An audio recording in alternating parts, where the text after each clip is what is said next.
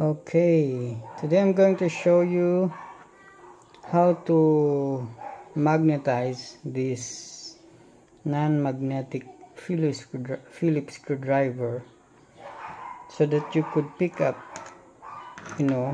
your bolts and nuts easily and install them on wherever equipment you are working on.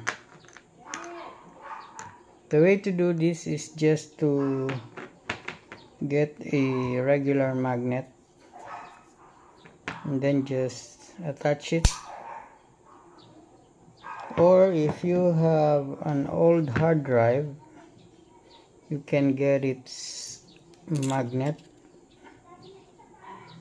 this one, and also use it as a way to magnetize this non-magnetic screwdriver.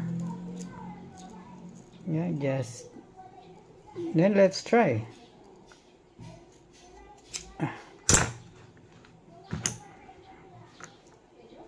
See, now it becomes easier for you to work on your